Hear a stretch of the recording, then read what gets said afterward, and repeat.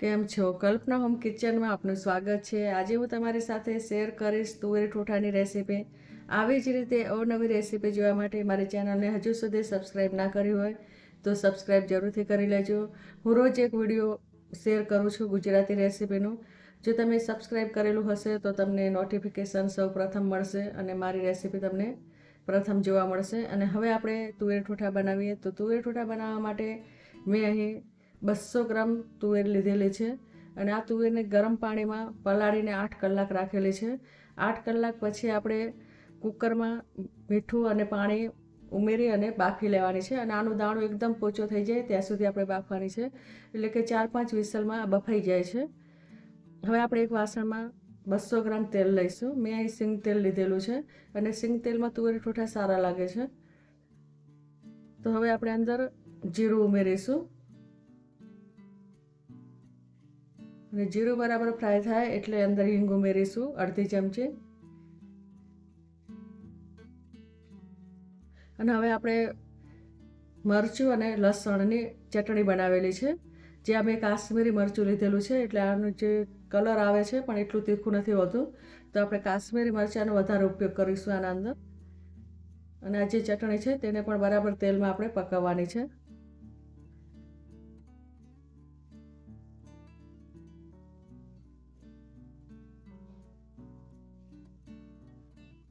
આવી રીતે તેલમાં બરાબર પકવી અને પછી આપણે બીજા મસાલા કરીશું. તો હવે આપણે ડુંગળી ઉમેરીશું અંદર. આ ડુંગળી મેં 50 ગ્રામ લીધેલી છે, ઝીણી કટિંગ કરીને લેવાની છે. ડુંગળી બરાબર સતળાઈ જાય પછી આપણે બીજા મસાલા ઉમેરીશું. આવી રીતે આપણે ડુંગળીને બરાબર પકાવવાની છે. હવે આપણે લીલા મરચાં અને આદુની પેસ્ટ ઉમેરવાની છે, જે આપણે ખાલમાં વાટી અને ઉમેરવાની છે.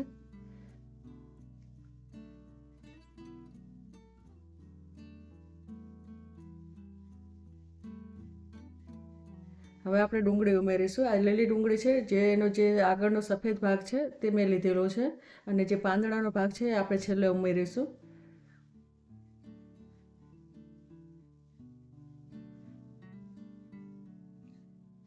આવી રીતે આપણે લીલી ડુંગળીને પણ બરાબર સાતળી લેવાની છે.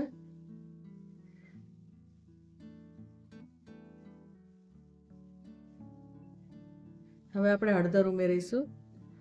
1 ચમચી આપણે હળદર ઉમેરવાની અને 1 ચમચી ધાણા જીરું ઉમેરવાનું છે. અને મરચું ઉમેરીશું. આ પણ કાશ્મીરી મરચું છે, તેને પણ આપણે 2 ચમચી ઉમેરીશું.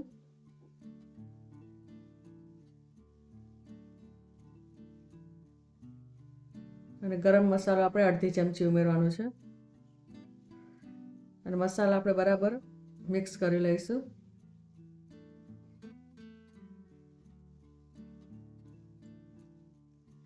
હવે આપણે 50 ગ્રામ ટામેટાં છે તેની ગ્રેવી બનાવી અને લેવાની છે. આને પણ આપણે બરાબર મિક્સ કરી લઈશું.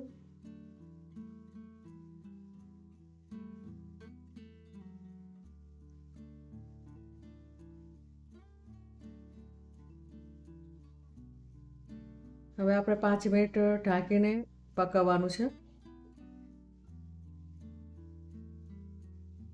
હવે ફરી આપણે મિક્સ કરી લઈશું બરાબર.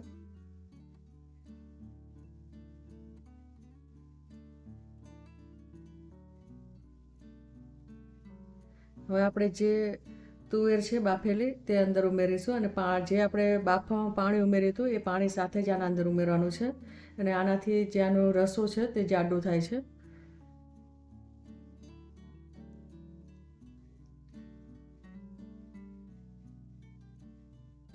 હવે આપણે લીલા મરચાં ઉમેરીશું અંદર.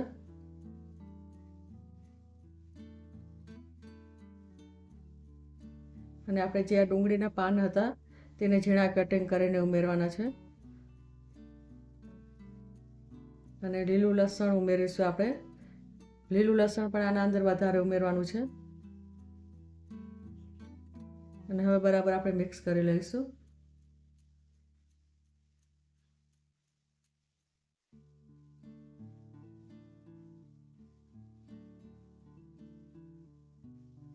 ફરી આપણે ઢાંકીને 5 મિનિટ આપણે પકવીશું.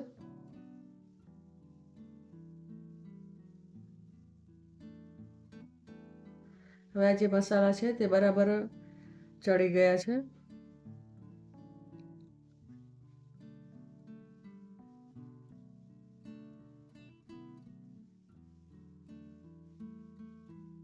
હવે આપણે મીઠું ઉમેરીશું સ્વાદ અનુસાર. આપણે તુવેર બાફી ત્યારે બાફવામાં પણ આપણે મીઠું ઉમેરેલું હતું, એટલે સ્વાદ અનુસાર જ મીઠું ઉમેરવાનું.